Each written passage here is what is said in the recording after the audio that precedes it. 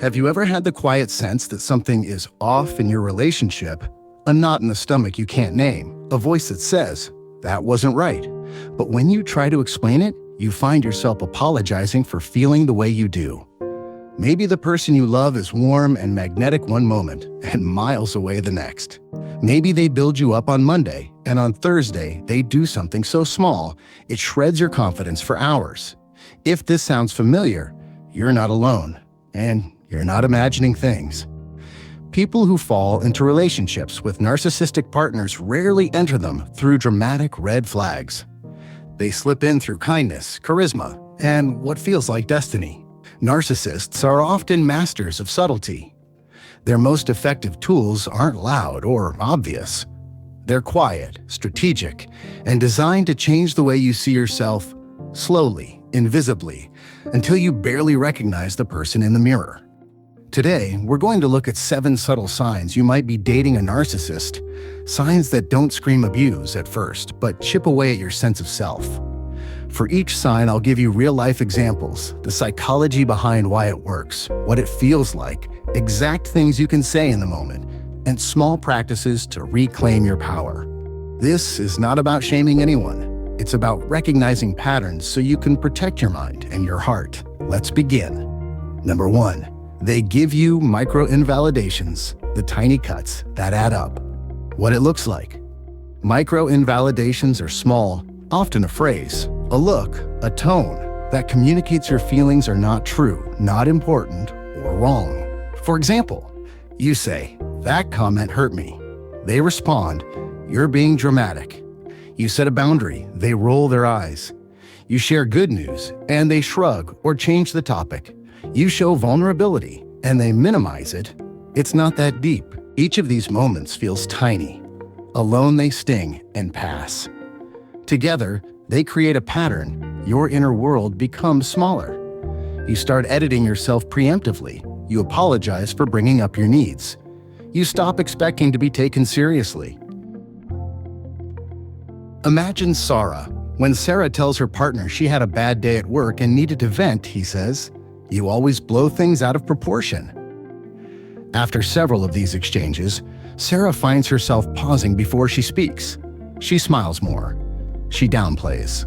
Months later, when she tries to remember the confident woman she used to be, she can't, because the person she was has been quietly taught to apologize for taking up space.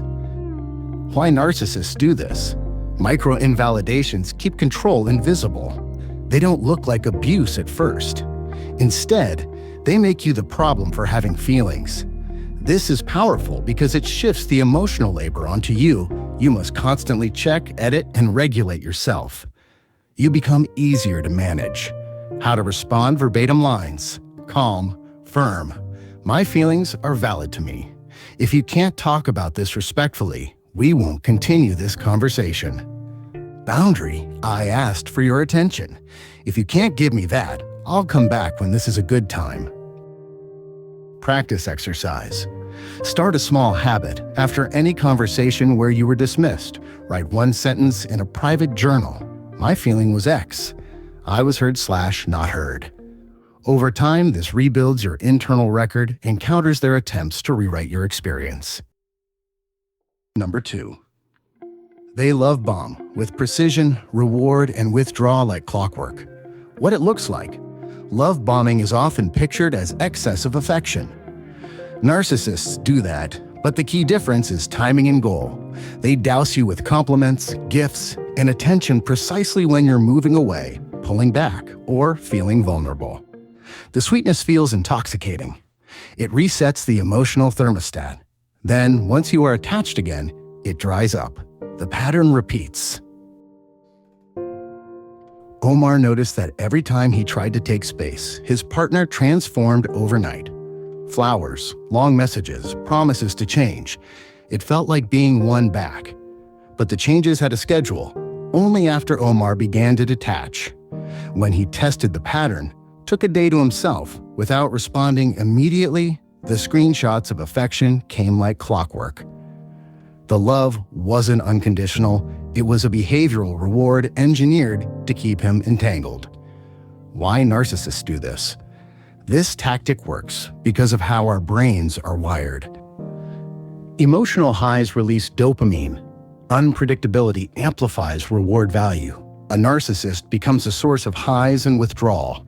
The cycle conditions attachment exactly like Pavlovian training: pull away, get intense reward, attach again. How to respond? Recognize pattern. This affection often comes after I take space. I appreciate the affection, but I also see a pattern, and it worries me. Hold steady. Don't let sudden sweetness erase the need for consistent, respectful behavior. Practice exercise. Keep a pattern log for 4 weeks. Record moments of warmth and times of withdrawal. Seeing a pattern on paper helps you stop treating each burst as separate and instead see a repeating strategy. Number 3, they use selective listening. They hear only what benefits them. What it looks like.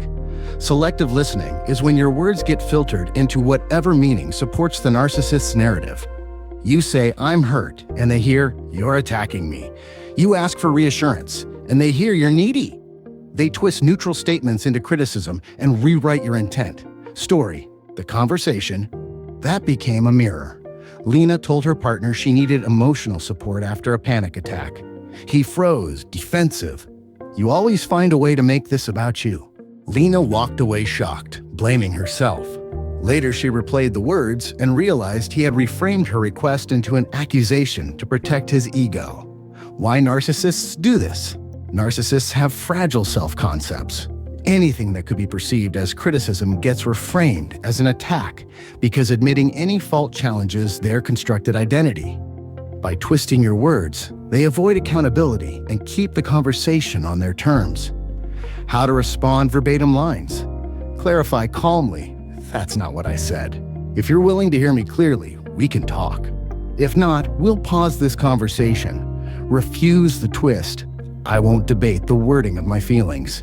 Either address what I said, or we stop. Practice exercise. Role play the scenario in front of a mirror. Say your sentence, for example, "I felt hurt when," wait 3 seconds, and practice the short clarifying line. Short, unhesitating phrases reduce the chance they can twist you. Number 4, you feel like you're in a subtle competition. Your wins are their threats. What it looks like. Every time you shine, promotion, compliment, praise, something shifts. They one-up you, downplay your success, or pivot the conversation to center themselves. They may joke, but the effect is the same. Your achievement is minimized. Story, the promotion. That became a battle. When Naomi told her boyfriend about her promotion, he laughed and said, "That's nice. When did you find the time?" He didn't celebrate. He compared, "My last project was tougher than yours." Naomi felt deflated, as if her win had been stolen. Over months, this pattern created a strange rule: never celebrate too big, never shine too brightly. Why narcissists do this? Being outshone threatens the narcissist's need to be special. If someone in front of them gets admiration, it's a rival signal. They protect their position by cutting down others. This keeps attention on them and maintains their sense of superiority. How to respond? Claim your joy. "This matters to me, and I'm proud of it. I'd like to be celebrated." Stand your ground. If they minimize, you can say, "I'm excited about my success, and I don't want it diminished." Practice exercise. Create a wins jar. Put a note for each success, big or small. When your partner downplays you, read the notes and reinforce your reality independently of their response. Number 5, they subtly shift blame, turning every issue into your fault. What it looks like. You bring up a problem and the conversation quickly pivots into how you caused it. Their responses are expert-level diversion. "Well, if you hadn't," or "I only reacted because you." Suddenly, you're explaining yourself, backtracking, and losing the original focus. Story, the conversation. That got hijacked. When Ahmed told his partner he felt disrespected by a curt text, she replied, "You make everything into a fight. You always misinterpret things." Ahmed found himself apologizing, clarifying, and eventually asking, "Wait, is your text what we were talking about?" The original issue evaporated into a debate about his character. Why narcissists do this? Admitting fault threatens their identity. Rewriting the story protects them. By making you the problem, they deflect accountability and preserve the narrative that they are blameless. How to respond verbatim lines.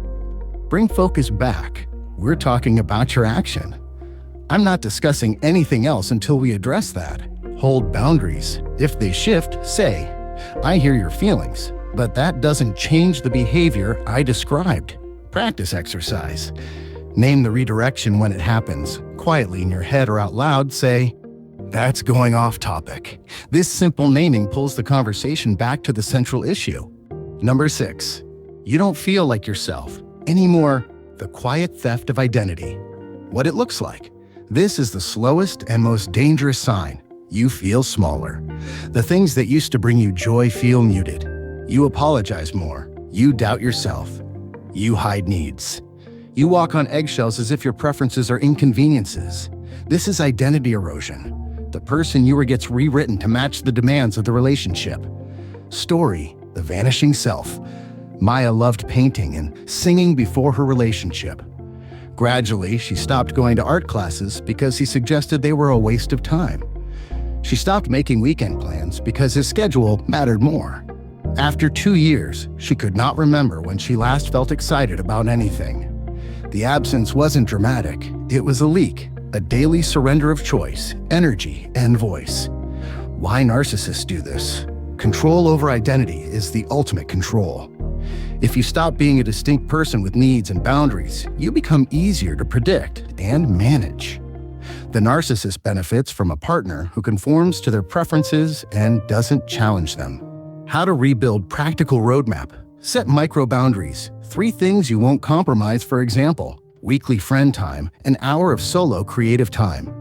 Reconnect to roots. Start one small ritual that reminds you who you are: a morning walk, playlist, a sketchbook. Reinforce with community. Spend time with people who know you outside the relationship. Consider professional support. A therapist can help identify which parts of you are adapted for survival and which belong to your authentic self. Practice exercise. Make a you list. 10 things that used to make you feel alive. Commit to one of them each week for 30 minutes. No apologies, no explanations. Number 7. They give you emotional whiplash, unpredictability as a control loop. What it looks like. Emotional whiplash is the rapid swing between idealization and devaluation. One day they're engaged, attentive, affectionate. The next they're distant, cold, or rude. You spend a lot of time trying to get back to the good version of them because you're unconsciously chasing emotional highs. Story, the roller coaster relationship. Tariq's relationship had a pattern: days of closeness followed by silent mornings. He rearranged plans, reshaped his day, and even apologized preemptively to stop a quiet withdrawal. He discovered that the silence was punishment for not feeding the partner's ego. Over time, the unpredictability stressed his nervous system, leaving him anxious and exhausted. Why narcissists do this? They use inconsistency to keep you off balance. Predictability makes a partner independent. Unpredictability fosters preoccupation. The cycle of reward and punishment is an efficient way to maintain emotional dominance. How to respond. Practice detachment. I won't chase moods. If you're upset, tell me when you're ready to discuss it. Prioritize your stability. Choose interactions that aren't reactive to their emotional tides. Practice exercise. Develop a calm routine for your own emotional regulation, breathing, a walking loop, or a short grounding phrase: I am safe, I am steady.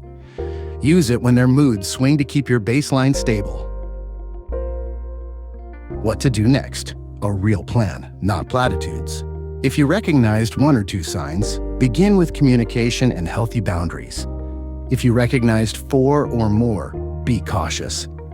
Narcissistic relationships are emotionally unhealthy, and staying in long-term can erode your mental health.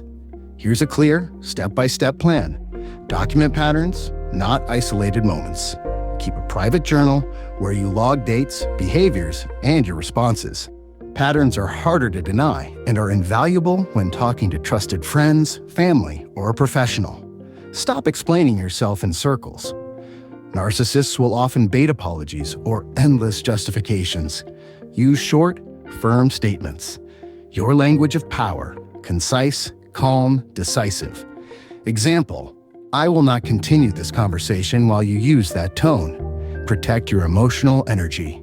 Reduce exposure to the worst moments. That might mean stepping out during heated conversations, muting in group chats, or limiting time together while you regain clarity. Test boundaries with small acts. Say no once without a long explanation. See how the person responds. Gauge their reaction. If they honor the no, you're dealing with someone capable of respecting limits. If they punish, belittle, or escalate, your boundary was informative. Build your support system. Narcissists isolate. Reconnect with safe people, friends, relatives, mentors. Share your observations with someone who will not gaslight your experiences. Consider professional help.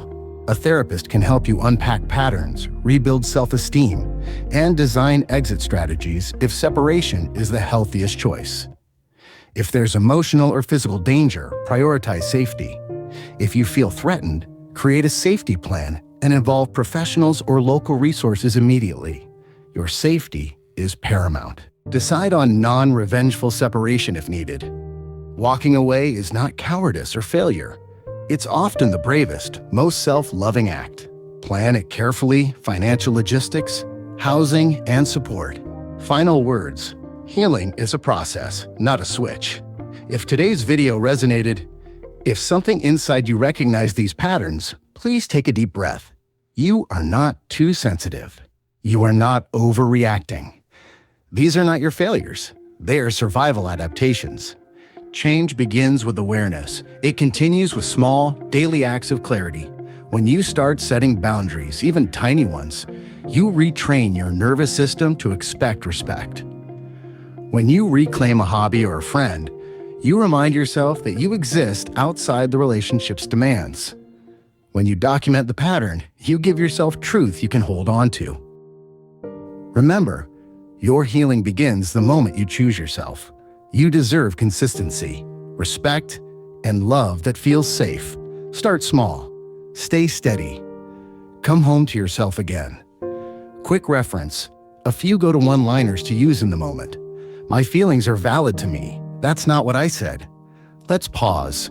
I won't debate my experience. I deserve respect, and this isn't respectful. I'm choosing to step away while this continues.